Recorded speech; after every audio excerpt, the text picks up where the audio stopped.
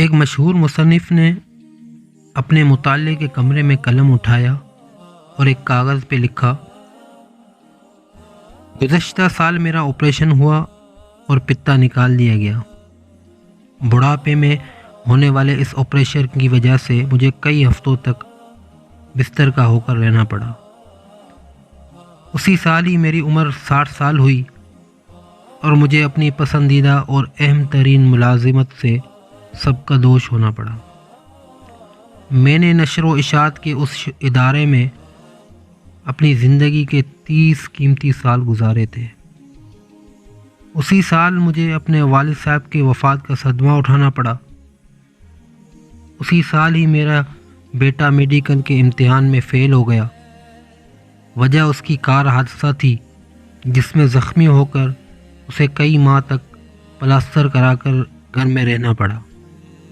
کار کا تباہ ہو جانا علیحدہ سے نقصان تھا۔ صفحے کے نیچے اس نے لکھا اور افسوس کیا کہ کیا ہی برا سال تھا۔ مصنف کی بیوی کمرے میں داخل ہوئی تو دیکھا کہ اس کا خاوند غمزدہ چہرے کے ساتھ خاموش بیٹھا خلاؤں میں گور رہا ہے۔ اس نے خاوند کی پشت کے پیچھے کھڑے کھڑے ہی کاغذ پہ یہ سب کچھ لکھا دیکھ لیا۔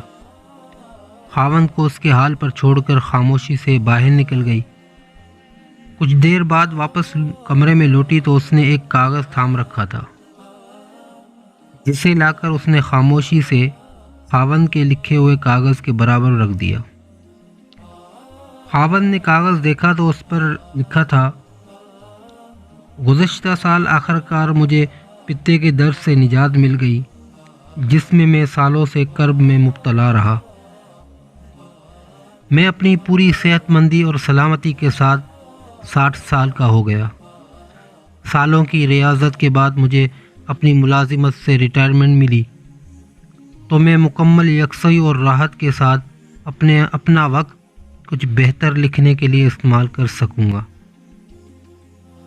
اسی سال ہی میرے والد صاحب 85 سال کی عمر میں بغیر کسی پر بوجھ بنے اور بغیر کسی بڑی تکلیف اور درد کے آرام کے ساتھ اپنے خالق حقیقی سے جا ملے۔ اسی سال اللہ نے میرے بیٹے کو ایک نئی زندگی عطا فرما دی اور ایسے حادثے میں جس میں فولادی کار تباہ ہو گئی تھی، مگر میرا بیٹا کسی معذوری سے بچ کر زندہ و سلامت رہا۔ آخر میں مصنف کی بیوی نے یہ فقرہ لکھ کر تحریر مکمل کی، کیا ہی اچھا سال تھا جسے اللہ نے رحمت بنا کر بھیجا اور بخیر و خوبی گزرا۔ بالکل وہی حادثات، وہی احوال، لیکن مختلف نقطہ نظر سے۔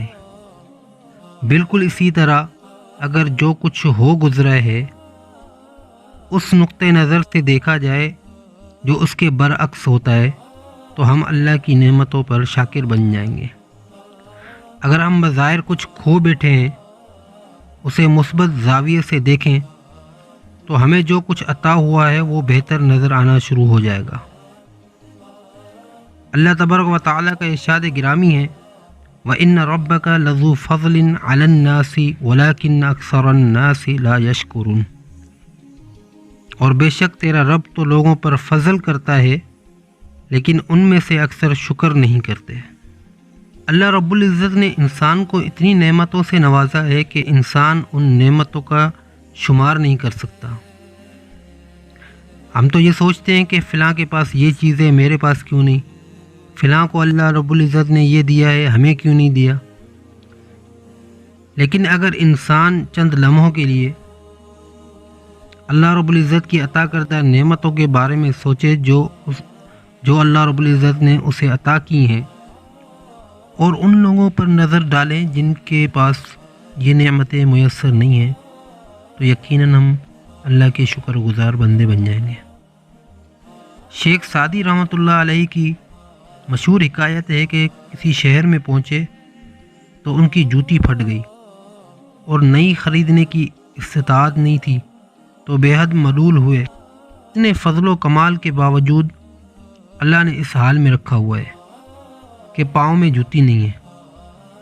وہ جیسے شہر کی مسجد میں داخل ہوئے تو تو ان کی نظر ایک ایسے شخص پر پڑی جس کے پاؤں ہی نہیں تھے۔ یہ دیکھتے ہی اللہ رب العزت کے آگے سجدے میں گر گئے اور اللہ کا لاکھ شکر ادا کیا۔ یہ جوتی نہیں ہے تو کیا ہوا، پاؤں تو ہیں، جبکہ اس بیچارے کے تو پاؤں ہی نہیں ہیں۔ دعا ہے کہ اللہ رب العزت ہمیں اپنا شکر گزار بندہ بنائے۔ ویڈیو اچھی لگی ہو تو چینل کو لائک کریں، سبسکرائب کریں اور بیل آئیکن کو پریس کریں تاکہ نئی آنے والی